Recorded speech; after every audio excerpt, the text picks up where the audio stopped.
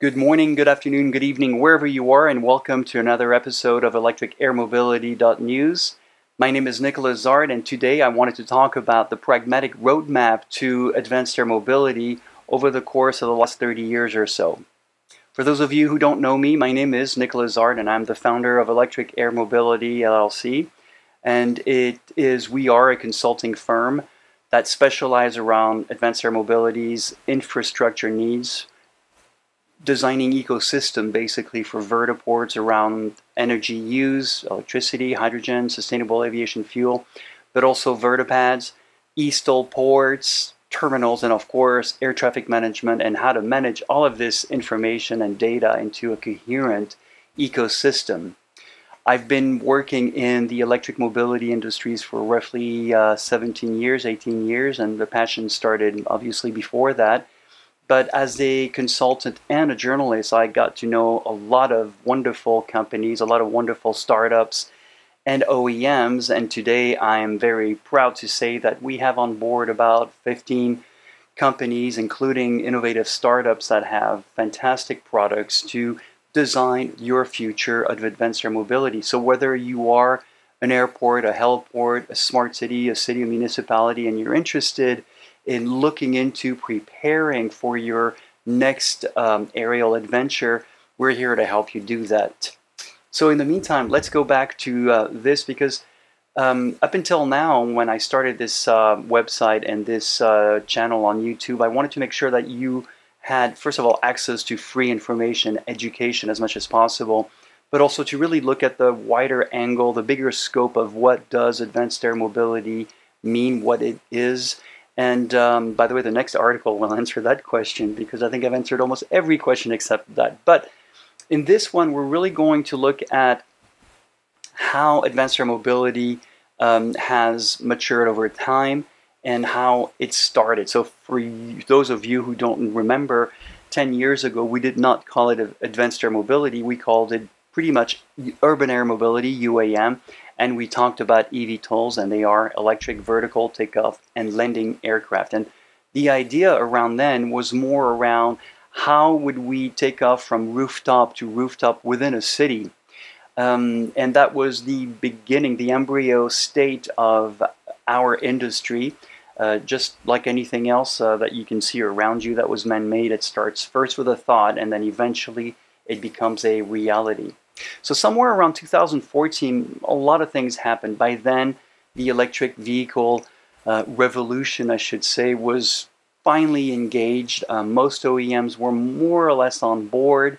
And Tesla was introducing its second car, the Model S. And it was very interesting because I was there at the reveal of the Model S P90D.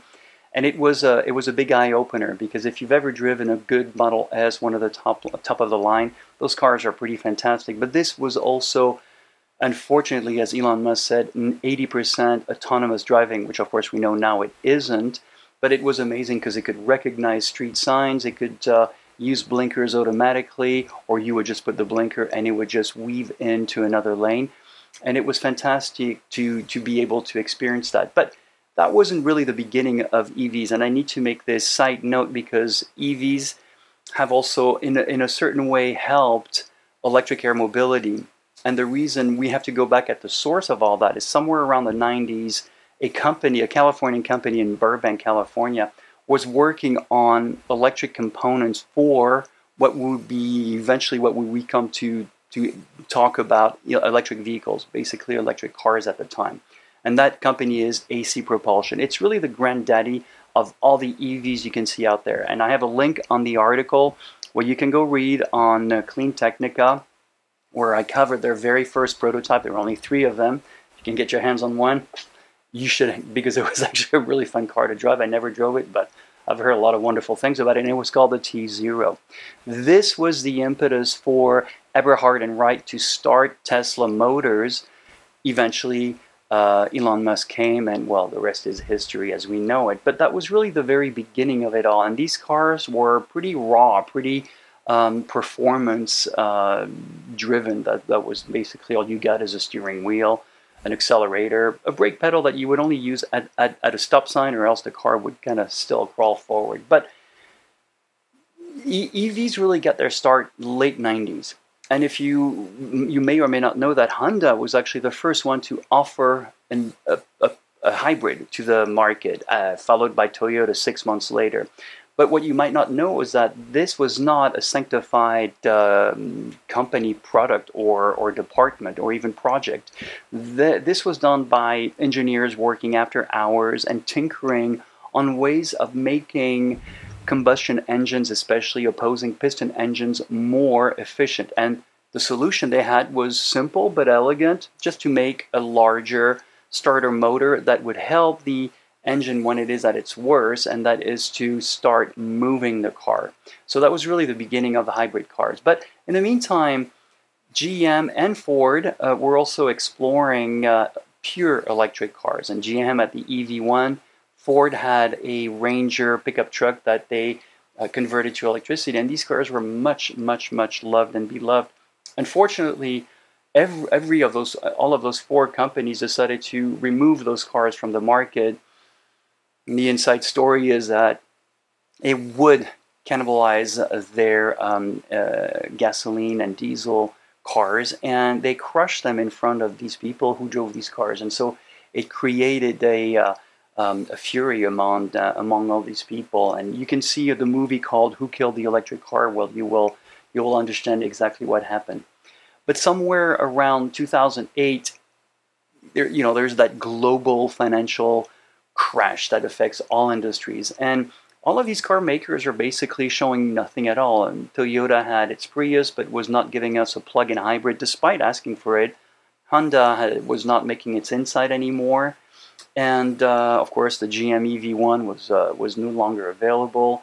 I remember that Toyota was starting to talk about a pure EV, a RAV4, but really what it was going to use was a Tesla. So it was a Tesla with a Toyota body on top of it. Fast forward 2014, something else is happening in the industry, and that's the birth of the modern electric air mobility revolution of sorts. But it did not start in 2014. It actually started late in the 90s when a very probably unknown for most people aviation company in Slovenia called Pipistrel was putting electric motors on their gliders, and that was to help them take off, or sometimes when there are no ascendant winds, just to continue flying until they can pick up another wind and then just go on flying like that. So they truly were the AC propulsion company of the aviation world. But you'd be probably surprised to know that the other company that was making or dabbling with electric air mobility was Airbus.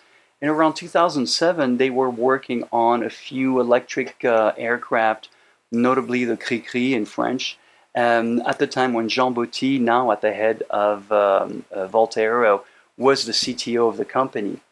And around 2014, another really interesting thing happened, and for those of you who don't remember, you might be excused, but the unlikely CEO and chairman of Embraer then, Paulo Cesar de Souza e Silva, was offered a prophetic vision of the future of AAM. Remember, this is 2014, 10 years ago, right?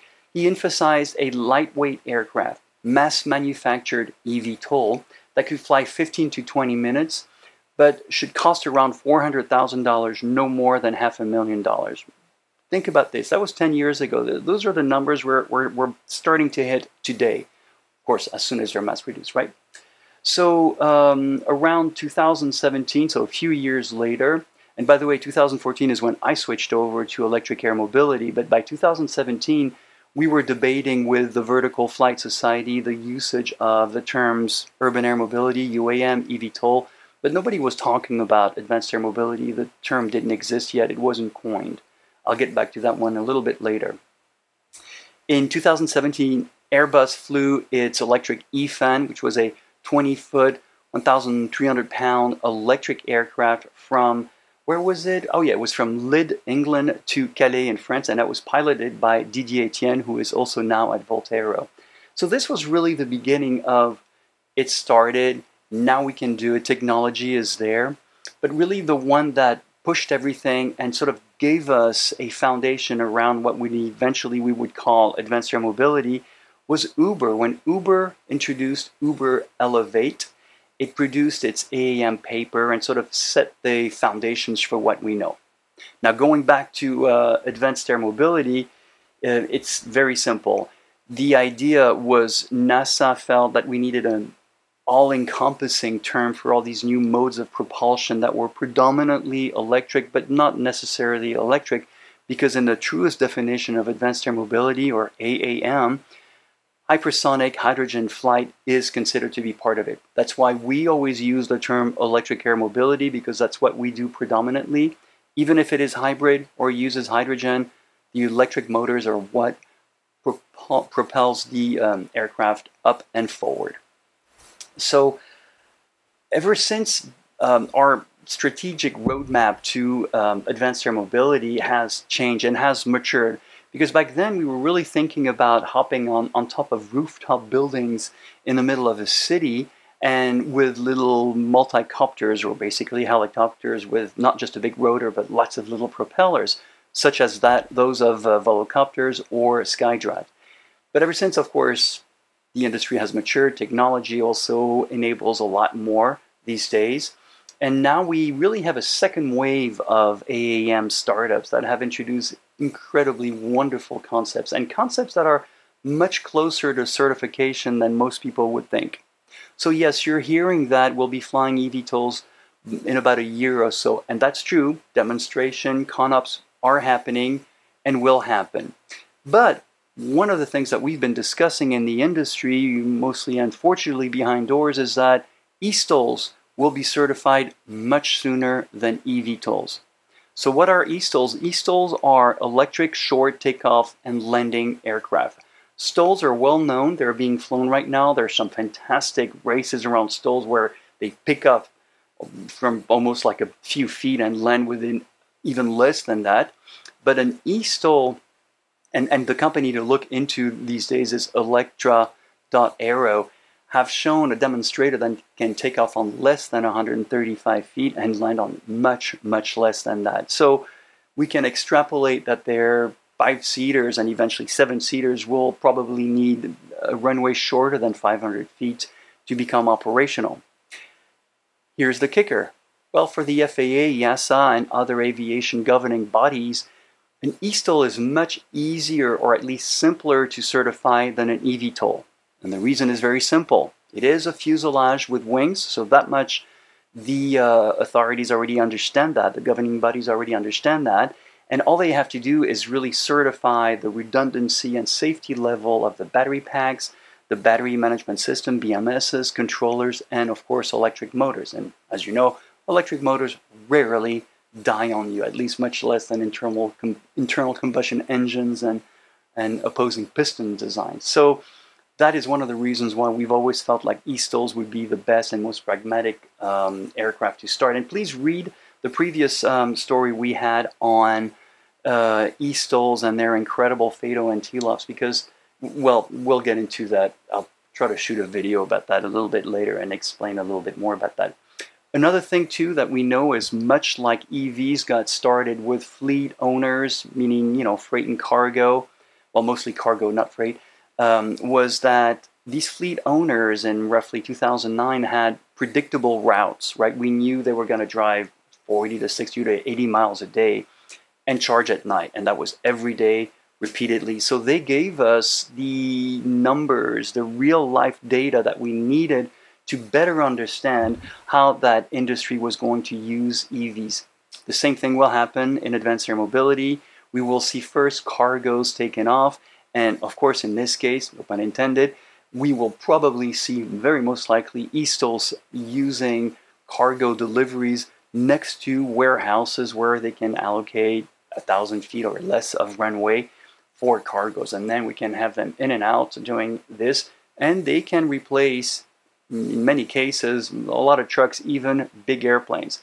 Just as an aside, I was talking to Beta Technologies about almost 2 years ago now. We went to their Vertiport in Springfield in Ohio, and they told us that one of their Alia 250, the eCTOL version of that, would really replace 2 vans, a truck, and even up to a big airplane, a 737, 767, A320, cargo, whatever you want to call it. Of course, they can't take the whole load, but a few of them can definitely go point to point directly and drop that cargo where it is expected to be. Another thing too is think of medicinal components, products that need to be brought to a rescue place, or in faraway places in Alaska, for instance, where you don't have roads all the time, but you have airplanes. These eSTOLs are absolutely fantastic and will definitely help the industry start with all of this. So I just want to wrap it up again with, the progress of the roadmap, if you wish, of advanced air mobility really went from sort of an enthusiastic building to building, sort of Spider-Man jump or Superman jump from building to building, to now a more pragmatic airport to a downtown, maybe stadium center, and other places like that. Right here in Savannah, Georgia, where I live, we have an international airport, we have Gulfstream, we have people flying in with their private airplanes, and they then have to ride an hour to maybe 2 hours to get to their gated communities. Well, an eSTOL, even an eVTOL, could get them there in 10 to 15 minutes. Downtown is very famous, Savannah. We've got the second biggest St. Patrick parade in the world next to New York. Of course, that would be fantastic for tourist sightseeing and many more things.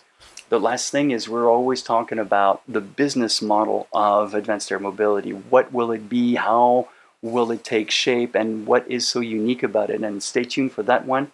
We'll have something for you coming up. So this is really, AAM is a once-in-a-lifetime opportunity to change the way we move, change the way we use mobility, and also a way to integrate it into a sort of convergence of mobility. And this is something I'm very happy to have been part of and continue to be part of. So I'll be speaking in Austin, Texas next month with Move America. And the following month, the first week, I think, of October, I'll be back in Dubai, and I'll be speaking with the Air Congress taxi. And I'll write about that and let you know more about this. There we'll talk about airport integration, airport infrastructure. And at Move America, this is really a sort of a convergence of mobility where I will be moderating a few panels on eVTOL technology, AAM in general. And I hope to see you there. Please read the article, subscribe, like us, of course, share, and leave your thoughts and comments. I would be very happy to hear it. In the meantime, this is Nicolas Zart, and thank you for watching. Hopefully, I'll get to do more videos soon. Thank you very much.